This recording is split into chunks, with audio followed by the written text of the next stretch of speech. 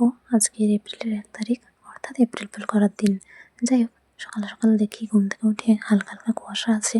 এদিকে রেমু এসে হাজির। তো পেঁয়াজগুলো দেখছিলাম, বাবা সকালে তুলে দিয়ে এসছে কিছু, আর কিছু এখানে আছে। তো একজন ঠাকুমা এসেছিলেন, তো উনি দেখা নেবেন, সেজন্য কয়েক ঘরে গিয়ে নিয়ে যেতে হয় সিধা টাইপের। যাই হোক, রেমুকে তো বিস্কিট দিলাম, আর আমিও বিস্কিট খেয়ে নিয়ে তারপর বসে পড়েছি রুটি আর মিষ্টি নিয়ে।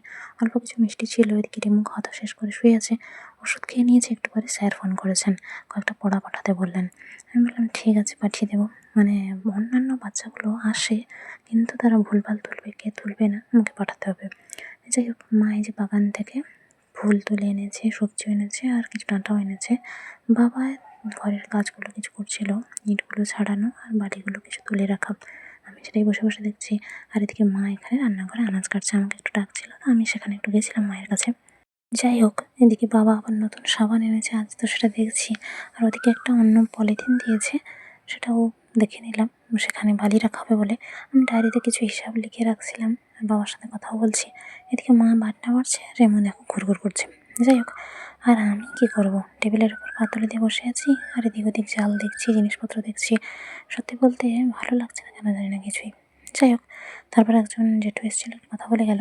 আর আমি এই যে এরকম একটা এডিট করা ছবি পোস্ট করেছিলাম, সেটা দেখে এমন তুলকালাম অবস্থা চারিদিকে, যে কী আর বলবো।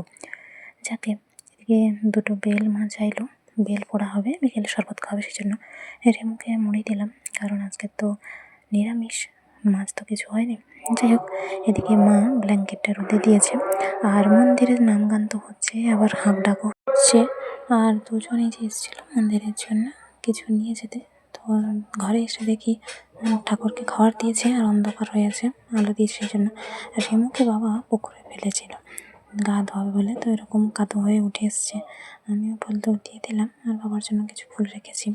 যাই হোক, বাবা পরে ফুল দুধ দিয়ে দিয়েছে, আর আমরা ওই যে ঝটপট খেতে বসে পড়েছি। খাওয়া দাওয়া শেষ করে বাবার গা একটু মুছে দিল পুরোনো একটা পোশাক দিয়ে।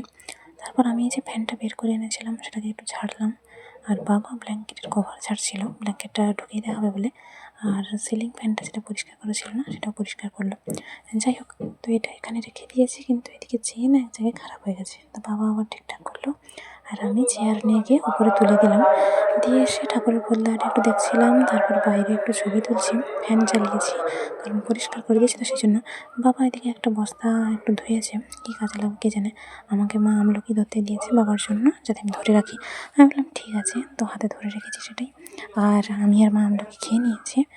যাই হোক, রেমুকে ডাকছিলাম, ও একটু সময় তাকাচ্ছিল, আবার তাকাচ্ছিল না। তারপর ভাবলাম যাই, ঝটপট গিয়ে শুয়ে পড়ি। তো চলে এসেছি ঘরে শুয়ে পড়ার জন্য। এদিকে ফুলগুলো একটু দেখছি। যাকে, মা তো বেশ আরামে ফ্যান চালিয়ে ঘুমিয়ে গেছে, আমার ঘুম হয়নি, চুপচাপ বসে আছি। ঘুম পাবে নাকি তাও জানি না, ভালো লাগছে, ফ্যানের বাতাস খাচ্ছি, পায়ের উপর পা তুলে একদম মেম সাহেব সেজে বসে আছি। যাই হোক, তারপর ঘুমিয়ে গেছিলাম। ঘুম থেকে উঠে দেখে জেঠু এসছে। বাবার জেঠু মিলে পলিথিন দিয়ে কী সব মাপঝোঁক করছিল কে জানে, আবার ঘরেও কিছু মাপ দেখছিলাম। যাই হোক, এসব দেখার পরে দেখি পলিথিনটা ভাঁজ করে রেখে দিয়েছে। আমি এই যে বালির কাছে একটু ঘুরঘুর করছি, আর এদিকে এই যে জল যাওয়ার যে নালাটা, সেটাও দেখছিলাম। আর আমি যে ভয়েসটা দিচ্ছি, হয়তো মা বাবা বা অন্যান্য কারোর ভয়েসও পেতে পারো, কাজ হচ্ছে বাড়িতে একটু, তো সেজন্য। যাকে, এদিকে মা এসছে, এখানে বেল পড়েছে বলে তুলতে আমাকে রাখলো। এসে দিকে একটা পচা বেল। এদিকে কাকু তাদের কলা বাগান থেকে পাতা কাটছে, মন্দিরে লাগবে, সেজন্য আমিও দেখছি কাকুকে। যাই হোক, এদিকে আমার ফুল গাছটা সুন্দর হয়েছে, দেখে ভালো লাগলো। এদিকে কিছু শাকসবজি গাছও দেখলাম। এদিকে দেখো, ফুলের গাছটা কত সুন্দর হয়ে আছে, তাই না? তবে কে বোধহয় ডাল ভেঙে নিয়ে গেছে, সেজন্য গাছটার অবস্থা প্রচুর একটা ভালো নয়। যাকে, এখানে তো বেলটা মা কুড়িয়েছে, তাকে পচা বেল। এদিকে কাকুর পাতা কাটা হয়ে গেছে, অন্য কোথাও আবার গেছে। আমি ভাবলাম নিজের একটু ছবি তুলি। এদিকে রেমু এসে হাজির, আর জেঠু ওদিকে একটু গেছে।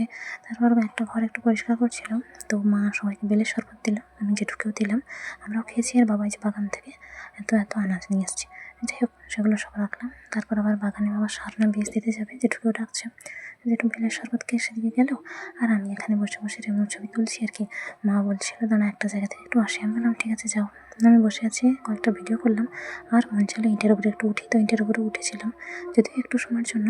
তো মা এই যে তেল প্যাকেট কিনে এনেছে, আমি বসে বসে এসবই দেখছিলাম। তারপর ভাবলাম যাই, বাগানের দিক থেকে একবার আসি, কারণ বাবা ডাকছিল।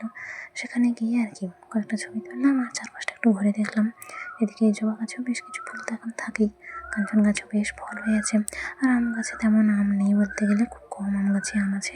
আর ওই যে দেখো লাল মতো ওটা সূর্য দেখা যাচ্ছে, সূর্যাস্ত হচ্ছে আর কি। ভালো লাগছে তাই না, প্রকৃতির কত সুন্দর রূপ। আর এদিকে দেখো ধান গাছে কিছু কিছু জায়গায় ধান এসছে, আর আম গাছে কয়েকটা আম আছে। তো আমি এসবই দেখছিলাম। আর বাগানে কিছু বাঁধাকপি আছে। বাবা জিনিসপত্রগুলো বললো বাড়ি নিয়ে চলে যেতে, আমি বললাম ঠিক আছে। ঘরে এসে দেখো আবার উপরে উঠে গেছি, উঠে কয়েকটা ভিডিও করছি। সত্যি বলতে এত লম্বা লাগছে নিজেকে যে কি বলবো, নিজেই অবাক হয়ে গেছি। এদিকে দেখো একটা ইটের স্তূপের ওপর উঠেছি, পাশেটা ওঠার ইচ্ছে ছিল কিন্তু সন্ধ্যা হয়ে আসছে বলে মা বলছে আর উঠিস না, মা একটু কাজ করছে। তো আমি আর উঠলাম না। রেমো দিক থেকে লক্ষ্য করছিল আমাকে। যাই হোক, কীরকম অবস্থা দেখেছে, আমি এরকম বাচ্চা মানুষই করি। তো এখন বিয়ে টিয়ে করে সংসারী হয়ে যাবো এটা আশা করো না। বাবা বাগান থেকে কিছু গুঁড়ো নিয়ে এসছে, আর মা দেখো এই যে 3টে স্থলপদ্ম নিয়ে এসছে, কুড়ি আর কি, আগামীকাল ফুটবে। আমাকে বললো জলে দিয়ে রাখতে, তো আমি ঝটপট করে জলে ডুবিয়ে রেখে দিয়েছি। কত সুন্দর লাগছে তাই না, টেবিলের ওপর আছে। যাই হোক, এদিকে বাবা বলছে যে বেল একটা পড়লো, কোথাও দেখতে পেলে? আমি বললাম না, দেখতে পাইনি, ঘুরে এসেছি। মাও ঘুরে এসছে, বাবা গিয়ে আবার দেখছিল, রেমও সাথে গেল। এদিকে মা কাজ করছে আর আমি বসে আছি। যাই হোক, তারপর রেমুকে আবার মুড়ি খেতে দিলাম। চারপাশটা দেখছিলাম যে ঘরটা কেমন ছিল আর কেমন হলো।